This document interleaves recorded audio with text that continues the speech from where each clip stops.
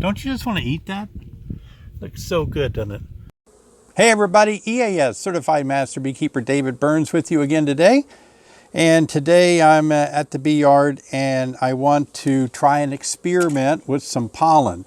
The bees are bringing in pollen now, and it's mainly yellow. I see some white, and anyway, different color of pollen. I'm in Illinois and no flowers are blooming in my yard, no dandelions yet. The trees have not leafed out. So my question that I want to solve is, what is this early color of pollen that I'm seeing going into my hive? So what I'm going to try to do is I'm going to try to grab samples with a pollen trap of the pollen that they're bringing in, and then I'm going to send it off to a lab to evaluate what flowers or plants that pollen is coming from. Well, I've got to strategically gather the pollen, and that means I'm going to put the trap on today. I'll show you that. I'm going to take the tray out. I don't want any early stuff in my tray. Oh, I'll get a little closer here. And then once I'm going to put it on like this, but I'm going to prop open this door so the bees can get, they're going to go crazy. This is going to confuse them, this new thing in front of their hive. Tomorrow's weather looks equally good as today, so I think we'll get an early jump on good pollen in the morning tomorrow. Anyway, today I'm going to leave it in this position, and then tomorrow I'm going to lower this door down, and the bees are going to have to fly through these little openings in this door. Hope that's in focus.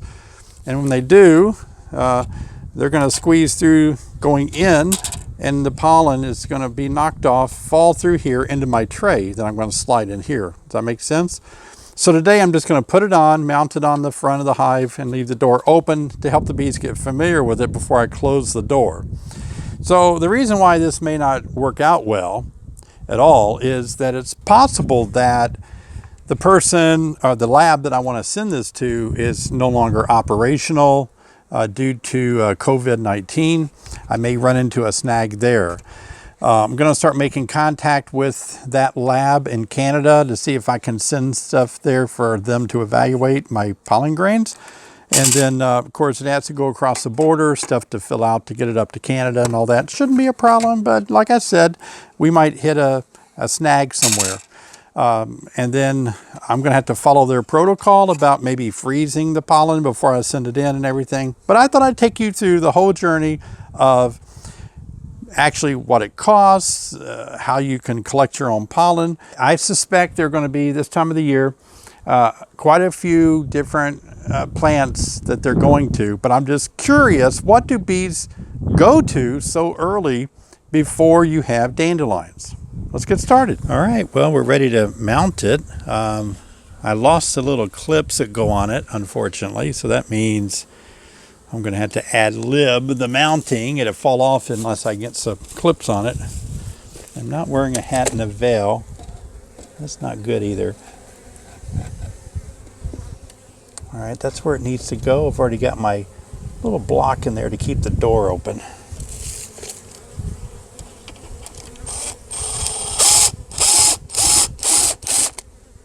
One screw might hold it. All right, let's see what's going on here. What we'll do is I'll show you kind of how this is difficult for the bees at first. So the reason I'm blocking the door open is because it's going to take a little while for the bees to get familiar with their new opening. So let's just sit here and watch them for a little bit. I'm not going to put my trap in because my door is not closed. The door is open for them to go into the hive. That's what that stick is for. Well, I was hoping that I could put my pollen trap on yesterday, but it rained all day, and it was supposed to be a good day for pollen.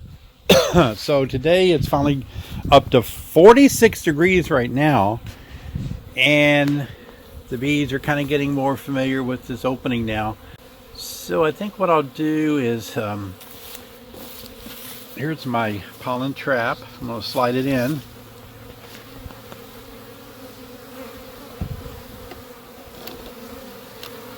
Like that. I'm going to pull this out, which is going to close this door.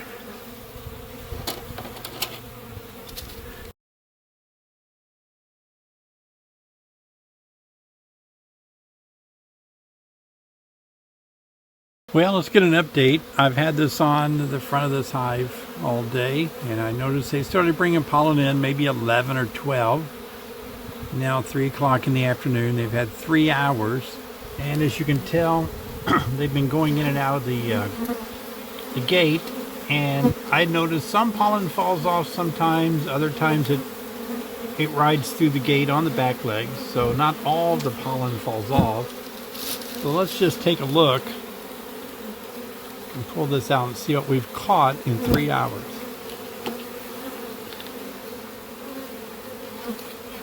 Stuck. All right.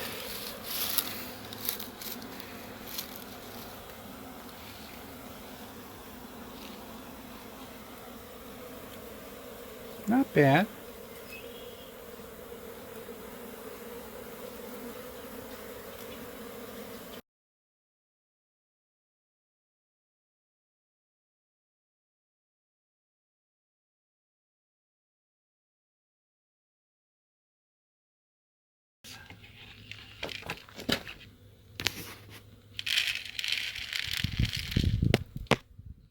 All right.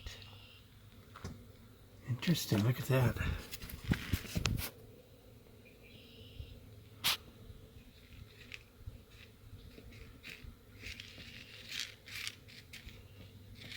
There's a predominant color, sort of a odd, kind of a greenish color that's predominant. And then we have some bright red, 2 or 3 that are bright red. And then we have some that are the typical orange color. I've been told that I need to freeze it, so I'm going to put it in the freezer. And I've also been told that I need an ounce to send in, so I got a lot more to go. We're going to drop this in the freezer now. Hey everybody, day 2 of the pollen trap. Yesterday was a good day. I'd say we probably got a ½ ounce. We need a full ounce to send into the lab, but today is a much better day for pollen apparently. Maybe that extra day yesterday of having a good day after the rainy day. Today they're starting to bring pollen in a lot sooner, a lot earlier. Today it's yellow. Yesterday we had a lot of green, and you noticed that. And so today we'll see if it turns out to be green wins or yellow wins. And again, I have no idea. I'm not that good of an expert on pollen grains, so I don't know what the green was yesterday. And I don't know if it was really green, but you get the idea. Well, today it's this morning a lot more yellow, which I'm thinking dandelions, because I saw one in my yard. So somewhere else within a couple of miles may have some dandelions. So we'll see if we get a more yellow color today. And then I still haven't heard from the first lab that I want to send in my source to. So I'm going to have to hope and keep my fingers crossed that they're still open and doing business in the midst of COVID-19 closings. So I'll be talking to them later, trying to make contact again. There's some that slip through this hole sometimes over here. This hole is for drones, by the way, for drones to go in and out. There one went in, right? But most of them, enough of them are going in and out here that it's going to make it quite a little collection of pollen for me. Also, those of you that don't like the idea of stealing the bees' pollen because they need it, I agree. And so I'm only going to do this for yesterday and today, and then I'll open her up, take it completely off, and they'll have plenty of time to bring in the pollen they need.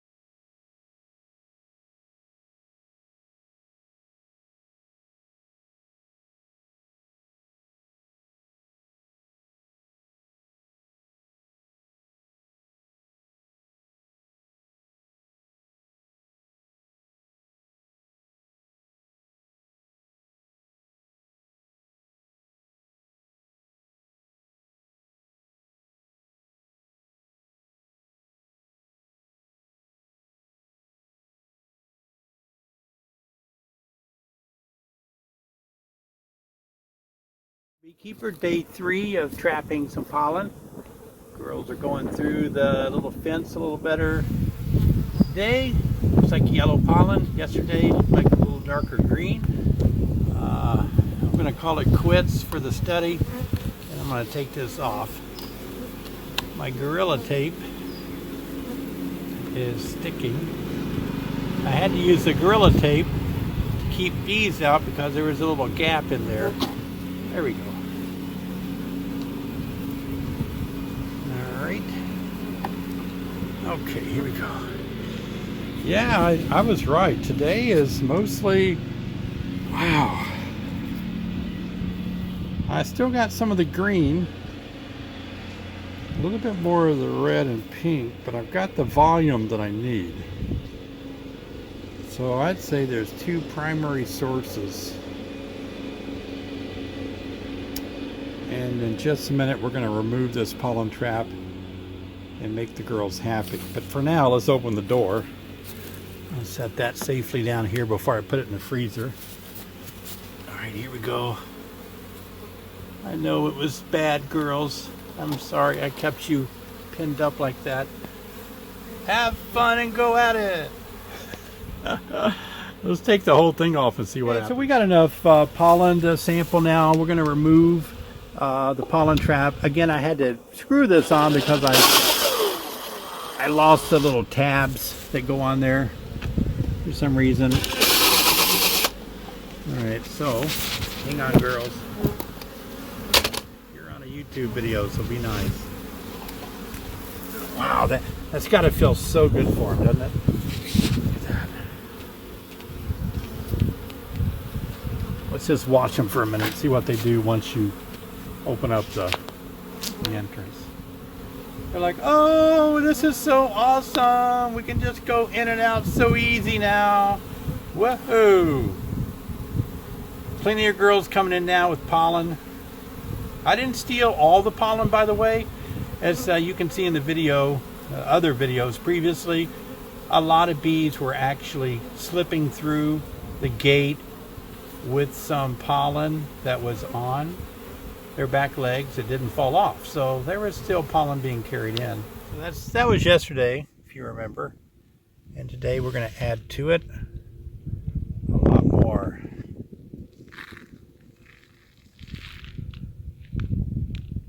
Don't you just want to eat that?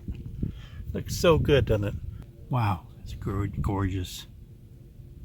You might think of pollen as just some dust that flowers give off and bees carry around. Maybe you know that it fertilizes other plants, other flowers or trees, but it's amazing how that's accomplished and how the plant itself, through the flower, through the anther, gives off this the male gametes to be collected by the bees, to be carried to another flower to fertilize that flower. And how that all works is just incredible. And to think about how our bees are such a huge part of making that happen.